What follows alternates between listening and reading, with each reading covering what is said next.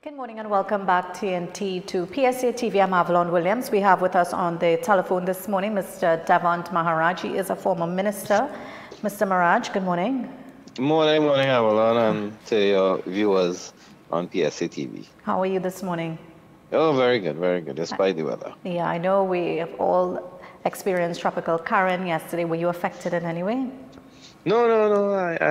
Arima was good. Very nice. Arima was good. I saw Mr. Maharaj, I just want to jump straight into it. I know a lot of people say you're very vocal on social media. Yeah, well, and what can I you have questioned the absentee of the Prime Minister.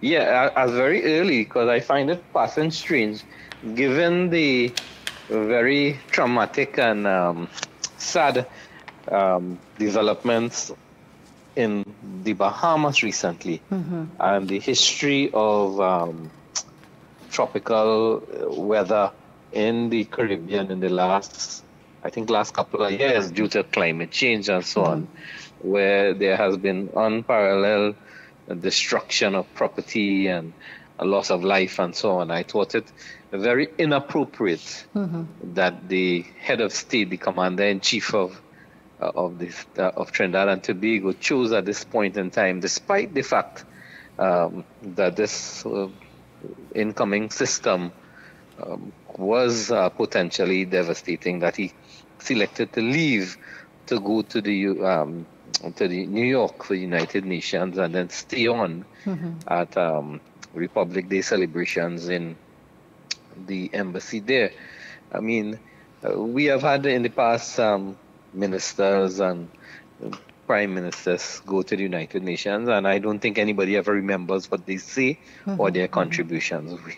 And I think it was more prudent that he stay here and provide some sort of leadership. Instead, he chose to abscond to the United Nations and have a good time wherever he's going. I know we still have good leaders, because I know Mr. Duke is over there in Tobago. Exactly. I mean, that is what you're supposed to be doing. The example of Mr. Duke being on the ground in his constituency and serving his people, that is what people elect you for, to represent them, and because they can't represent themselves at all levels, and this is what you need to do. And I remember when we were in office and there was a similar devastating downfall, and the Diego Martin area was particularly affected. We left cabinet, we aborted cabinet early, and we went down Diego Martin. Everybody that was there in the tall boots and so on, walking in the floods, trying to see firsthand what were the requirements and the demands of the people, and then secondly, what we could do to assist them. We didn't leave that for the government officials to do on their own. We appreciate that there are certain things that officials have to do by the book, by a certain way, but in times like these, you need leadership to kind of expedite resources to go to the people in a timely basis. I mean, I have been flooded with requests to see how I can help people, and I have to continuously remind people that I hold no office. I mean, I can't really help nobody with any kind of resource. All I could do is try to make their situation public and hopefully bring some sort of pressure on the powers that be to fulfill their responsibility in a timely manner. Mr. Devant, I know we have a lot of questions, because I know you were scheduled to come in, but we said we're going to do it over the phone. I just want to jump straight into it. Under your tenure, there seemed to be a smooth operation of the sea bridge, but under this regime, what went so woefully wrong that the economy of Tobago had to suffer such terrible blow? Well, I think first of all, under my stewardship, I accepted that I am not an expert in everything, and I relied on the expertise of those people who really spend their time and experience in operating certain activities, the sea bridge being one of them. We had persons from Tobago. I think Mr. Jack, he was on the sea bridge, so he was directly connected with the Port Authority of Trinidad and Tobago. We had other persons who with relevant skills in port management and so on, like Ganesh Ganga Prasad. He was there. So we had all these persons there, and what the management recommended, after being vetted by the board and so on, it was implemented in a timely basis. I remember distinctly, and you could Google this if you have any doubt in your mind, that we were dry docking one of the two vessels, either the Spirit or the Express, and it had gone over by a week. And Mr. Orville London, the Gen Chief Secretary, had a press conference to talk about how it was impacting Tobago and how it was negative, and and I mean he ranted about how deleterious it was going to be for the Tobago economy. And I find it passing strange that the sea bridge, being what has happened over the last year, being almost non-functional, that the THA hasn't taken a similar position. And you can see the hypocrisy and the politics, and PNM played politics like this. If you point it out, you are playing politics. But when they point it out, they are being national. The hypocrisy is glaring. Hello? Yeah, I'm listening to you. Right. As another question I wanted to ask you, as former Minister of Food Production, with all the available lands in TNT, why is government after government using up all the state land for housing, though? Well, you see, that is, I think, going to be a perennial problem. Trinidad is an island. We have a fixed amount of land resources. There's no making more land. Nobody making land again for Trinidad. And with a population that growing, everybody wants a piece of property for themselves. And there will be the continuous struggle between agricultural demands as well as housing demands. And we had developed, we're in the process of developing our land use policy. And that was being done under Dr. Botiwari. And then there's the additional issue that the urbanization of the corridor, for example, a lot of the traditional agricultural lands in Makoya, in Aranguez, in Paji, in Valsin, are slowly being swallowed up by housing. And a lot of the lands in these areas were private land holdings, so people were just making an economic decision to go into housing as opposed to agriculture. Where they have state lands, such as in the St. Augustine Ministries, those lands are being converted into housing for voter padding purposes. And similarly, you have it in San Fernando. The marginal seats wherever the PNM could voter pad by using state lands or state resources to bring in people who they feel would vote for them, they would do it. That is the unfortunate thing. And then there's the other thing. You remember Dr. Rowley recently said, well, not recently, he said in his present administration that Trinidad could never be self-sufficient in agriculture. We don't have enough land, right? And that is the disconnect with this administration, and I think any other, is that they don't see the value of agriculture. The Minister of Agriculture right now has had a record of closing down a lot of the field station. The 1,100 acres up in a repo there has been given away virtually to a private farmer after the state have invested millions of dollars in that farm for cattle and dairy production and milk and pasteurization. The sugarcane feed center is virtually shut down. The tilapia industry is dying or dead. The rice industry, that many rice farmers are now packing up and going into some other thing. The livestock board, I had to take them to court because this government didn't see the value of the livestock board. And after losing that court battle, they put on the order paper that they want to revoke the Livestock Act. There's no appreciation for agriculture. And if you speak to any farmer in the country, in any sector of the agricultural community, they would all tell you in one voice, there's nothing happening. The cocoa industry is dying, virtually dead already. We produce the best cocoa in the world, and we win prizes in Paris on an annual basis for that.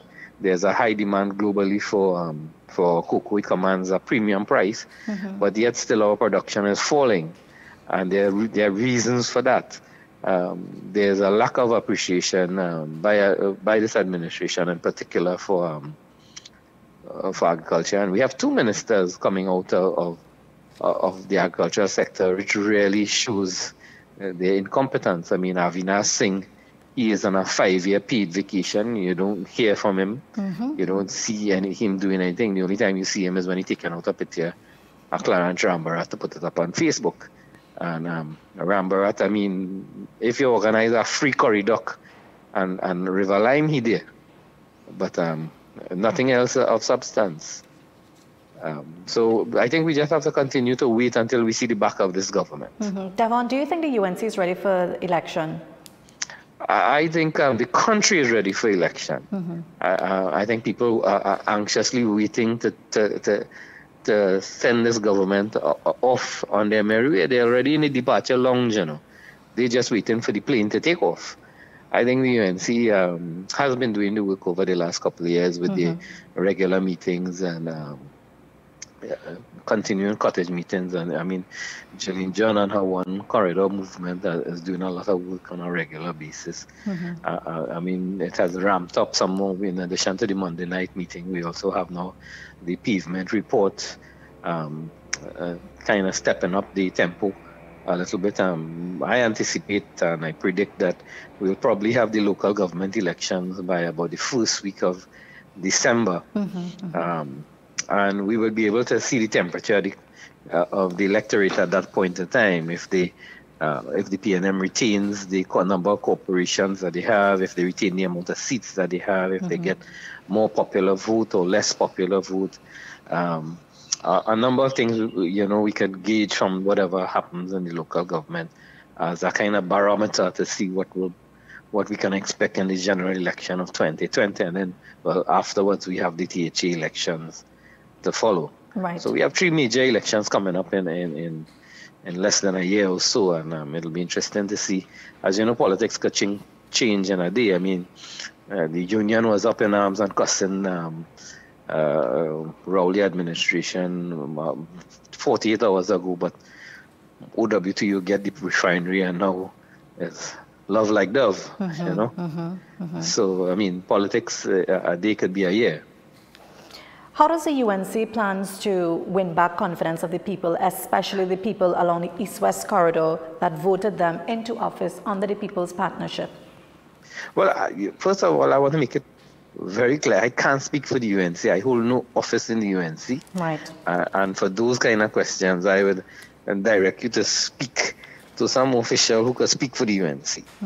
I am a supporter and a former member of cabinet in a UNC government. And I remain a supporter and I'm critical of the PNM, but I don't have the authority to speak on behalf of the party. I could give you my view on it if you're interested in it from outside, in that the UNC could show that the corridor, simply by asking them, reflect, are you better off now than you were 5 years ago? And I mean, I live on the corridor. I live in Arima, Malabar, one of the hotspots area. I've never moved from here. And I can tell you, my neighbors and my friends in the area, many of them have lost their jobs. People who voted, who were fooled by the PNM to vote for them, have now regretted. They have buyer's remorse. And if they haven't lost their jobs, when they go to the groceries, the price of grocery items are going up, the availability of stuff, foreign exchange. So when you go to the grocery, the cashier asking you for your party card, you know. They're asking you for your bank card, your credit card or your links card. They don't care if you use UNC or PNM at that point in time. And PNM voters are recognizing that whether they like the UNC or not, their quality of living, their standard of life was much better than it was, than it has been under the Rowley administration. The level of criminality and crime, I mean, it continues to escalate. Imagine a country like Canada with 33 million people. In 2018 only had 633 murders, right? Whereas in Trinidad with 1.3 million people, a fraction of the Canadian population, we are last year had close to 500 murders. I mean, it's unacceptable, and there's the lowest detection rate, lowest conviction rate, and all the hype and bluff and buster that the Commissioner of Police may offer. We are not seeing it in terms of tangible results. Sorry. You're not stopping people from committing the crimes. Devant, there were numerous hues and cries in the last administration. Some felt ostracized, some felt victimized, some even felt politically paralyzed, and the COP felt politically paralyzed in the UNC as a party. Was it that the thinking of the UNC was to paralyze the COP so it could be one UNC party?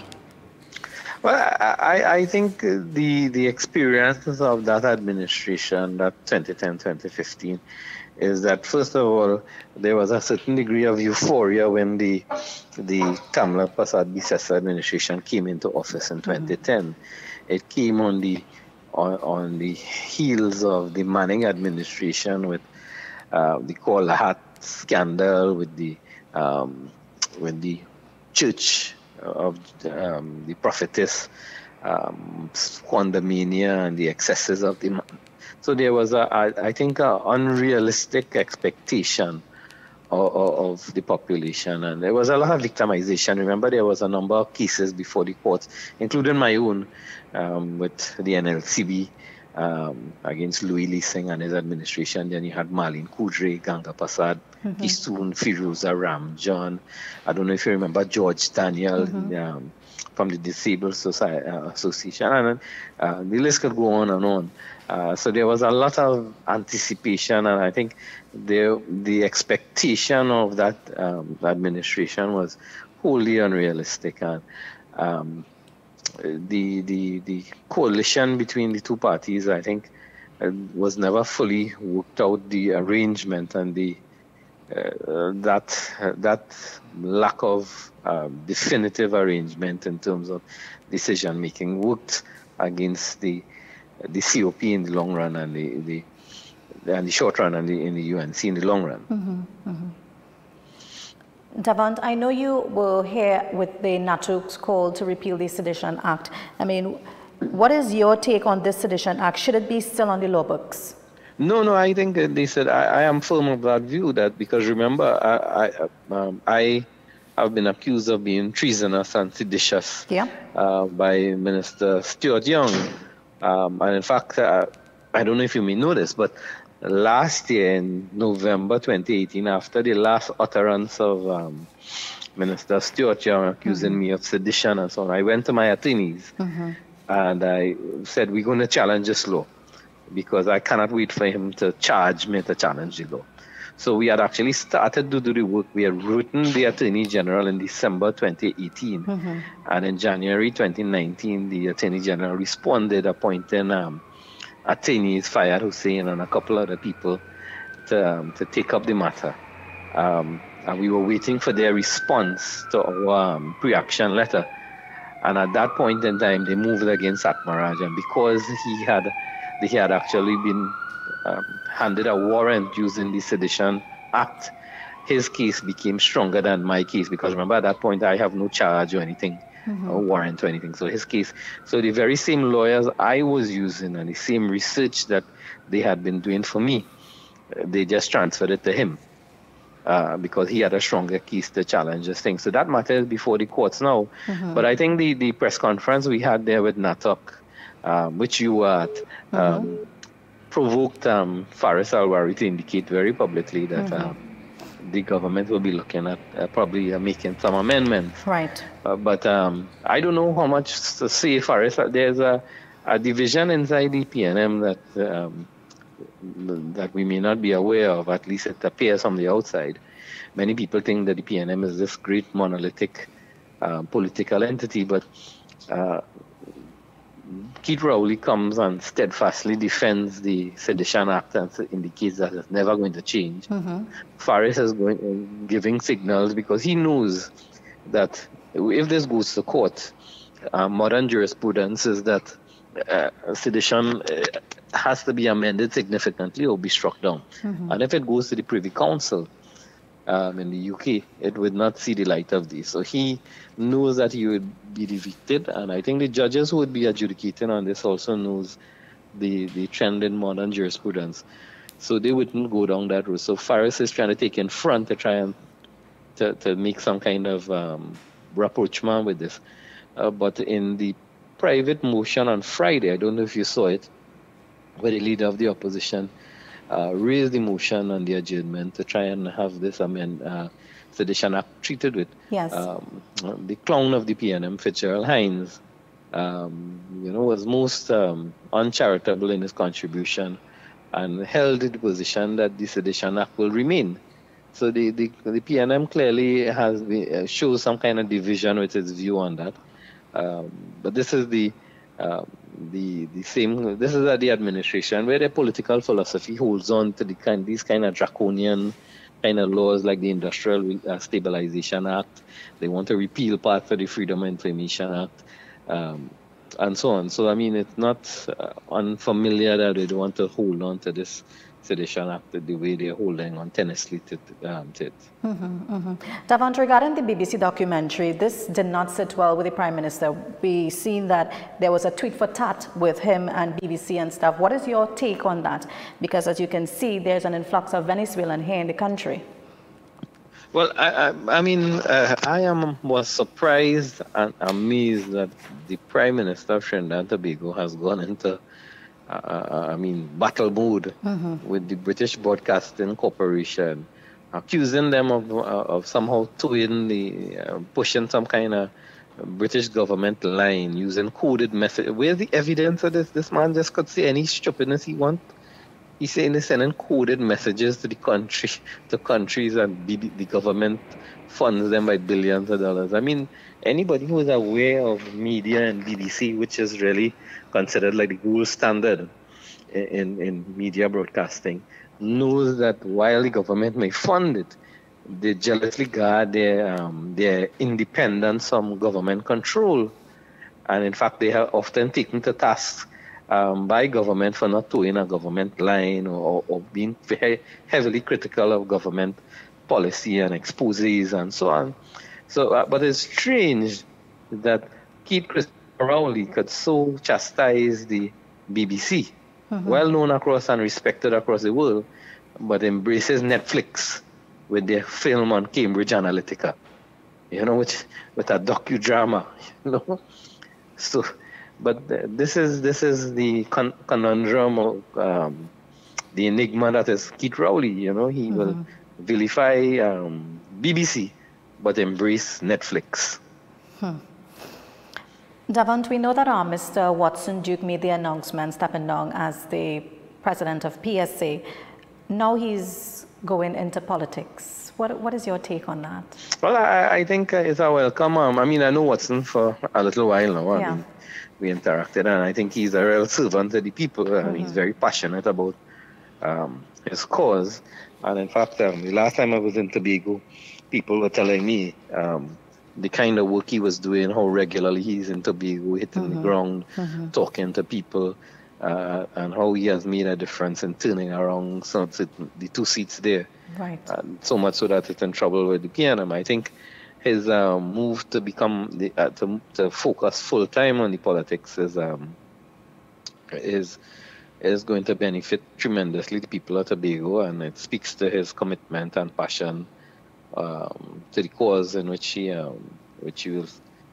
he's fighting for. I think what I'm worried about is Prime Minister Watson Duke, because Watson had told me many years ago, many before he go into this thing, he said if it's 20 and two sides and he have the one seat, he want to be Prime Minister. Yeah. So, and that could be a reality. If PNM get 20 and UNC get 20 and Watson have the one in the balance. That could be a real reality. Wow. I hope you remember the then follow ministerial work. What do you think the UNC can do to put in place regarding labor laws to protect workers here in Trinidad and Tobago? But I mean, I think there's a lot to be done. I think the industrial court needs a lot more resources. I mean, when you hear the president of the industrial court lamenting about the starvation of resources, and I mean, and the delays and how long these things take, and the when you go to the Ministry of Labor to register a trade dispute, I mean, I find with my small trade union, I have nothing big like PSA, but I mean, we represent workers. It's inordinately long, and you take too long to get in there and to be attended to. I mean, we had to take the Minister of Labor to court because of a foolishness. She didn't recognize the name of my trade union. We had to take her to court, and the judge had to embarrass her publicly in a judgment. You know, right? All the time while the worker that we're representing here is being prejudiced against. So I think there's a strong need for a serious overhaul of it, with a view of trying to make the system more streamlined, so that the process works to the benefit of the worker and not to the benefit of the bureaucracy. And some of the other things that somebody yesterday sent me a message. You know, every year the unions have to be audited by an auditor assigned by the Ministry of Labor and thing. And most of these auditors, people don't even know if they registered with ACCA, how they qualified, you know, how they were picked, how they, you know. So there's a lot of areas that need some serious addressing in terms of the Ministry of Labor and the labor laws that really will put the employee first. Yeah. Devant, what's your take on the Mali McDonald's issue? Well, I think, I will tell you, I have some additional information regarding the McDonald's and activity at the Community Development Fund, which a couple of weeks ago I handed to the Commissioner of Police himself. Okay. I believe there's a lot more to come in this thing. I don't think that we have heard all the facts yet, but I think this issue with the Calabar Foundation has been on the stove for a number of years, and I mean, I must commend Gary Griffith for finally pulling the trigger on it and getting getting it to where it is now. So we look, you know, I think the distraction that the PNM is trying to do by saying Marlene talked to Kamla, and Kamla warned her. I think that is stupidness, man. I mean, the substantial issue was there not corruption involved, and who is to be held accountable for it. That is the main thing. I am not going to believe Pete Christopher Rowley on anything he say, because they're the same man who gets up in the parliament and talk about emails, which afterwards everybody and the dog said didn't exist. You know, so you're saying that you passed over additional information to the commissioner? Yeah. Okay. Yeah. I had additional information come to me regarding some activities at the Community Development Fund with the same players. And it raised some red flags in my mind, so I passed it on for him for his attention and his investigation. I don't know if it'll have anything to be a fruit of, but I guess that is where his investigators will take over and determine. Okay. I mean, we know that the upcoming budget is near. What would you like to see in this upcoming budget? Well, I would like to see some degree of process and transparency and accountability with the process, because we are not seeing that. They continue to lament the fact that they don't have money, but yet still every budget we pass in $58 billion, $61 billion, and the money being spent. And they have spent over $240 billion since coming into office. And I'm sorry, but we are not feeling the effects of that. I don't feel that this is a country that has spent $240 billion. In the last 4 years, we are not seeing as citizens the benefits of that. Roads are breaking down. There's a problem with water. We have people in Nales complaining they got to bring their own toilet paper to work. The workers at Export TT, for example, still working under 2009 salaries. The amount of people on the breadline is increasing. We have over 60,000 unemployed since this government came into office. Budget after budget, I'm waiting to see what revenue generating activities they are stimulating in Trinidad. I'm not seeing that. The Prime Minister on the platform in 2015 said about something about a plywood factory in Point 14. I don't know if you remember that. What happened to that? They set up a matchstick factory, much less a plywood factory. And there's no income generation. The Minister of Finance seems to think that income generation is synonymous with taxation. So in order for the government to get more money, they tax the population. But the population is being taxed more and more, being asked to pay more and more, and their taxes are going up, but their salaries remaining the same. There's no growth in the economy. The cost of living is going up as foreign exchange continues to become more and more difficult to get, and there's no attraction of foreign direct investment. There's apparently deals to wheeling and dealing everywhere. We have a $400 million highway going in the bush in Toco, in Manzanilla. No, I don't know who's going to benefit from that. We have over billions of dollars in a ferry being bought for Tobago to Toco run, where we ain't build the port yet in Toco. We have a number. This is a government that's spending money in one hand and in the next breath telling us we don't have money. I would really like to see, some announcement that we are setting up some kind of incentive for people to start up their own business or to attract some foreign investor. We can have Amazon come and set up a hub here, or some international player, have Apple do something. We have other countries and we will attracting international players all over. You had the Prime Minister of India yesterday in Houston filling out an entire stadium. I don't know if you've seen pictures of that today. And with the President of the United States coming down there. And they're talking about the linkages between the countries. I think, who are we linking up with? We linking up with Maduro, the country that's failing. I would really like to see some sort of enterprise where we generate revenue for the country and have employment as a fallout of that. We have a highly educated population here. There are a number of tertiary education, private institutions. People are coming out with all sorts of degrees and masters and so on, and they have nowhere to work. That's true, especially the doctors. We training people to go away and work on other places. Now you understand, you go anywhere in the world, nurses are at a premium. If you are a nurse from Trinidad, you can get a job anywhere in the world. And they closed the only place in El Dorado that Fazal Karim has set up to help train nurses. We suppose if we can have our own people employed here, set up the training thing, so give them the opportunity so that at least they will be able to go anywhere in the world. The Far East want nurses, Canada, United Kingdom, anywhere. So at least our citizens could be trained in Trinidad and then go and make a livelihood. Obviously, they'll remit some funds back to their family here and so on. Some of them may stay on to some of our private hospitals here as well.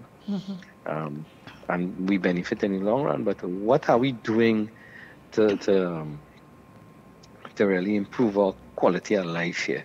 Taxing people, as Mr. Imbert seems to be, that is the only tune he knows how to play, how to tax. There's no fiscal measures taking place to encourage investment, either domestic or foreign.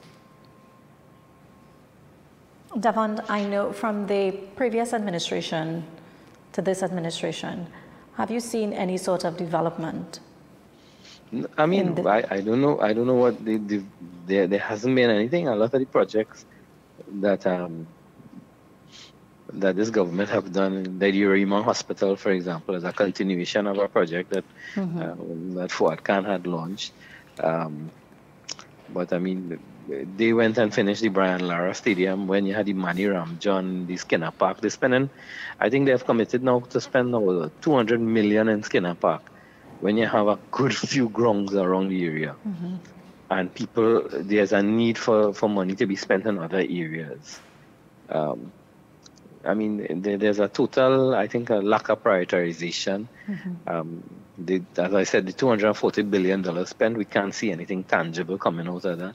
I think the most thing we see now is the Europe interchange. Again, that we don't know when that will finish, but there's nothing really tangible coming out. Finance saying Gary lie, and Gary saying he again and no tit for tat, and he get half of the money. Hopefully he'll get the next half before the end of the week. But this is the hypocrisy of this government. They only exist and seem to be active on Facebook and Twitter and in the media, and they want to mama guy people. I don't think Commissioner Griffith would wantonly go out there and misrepresent. If you know the man, he wouldn't misrepresent the facts. And remember, Gary was in a cabinet with us.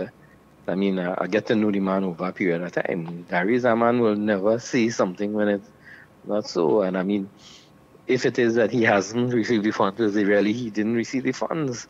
And in one breath you're saying you're fighting crime and you're doing this and you're doing that, but the reality is you're starving the police service of resources, but at the same time you have money to go to the United Nations and so on. You know, you have money for this HGC deal.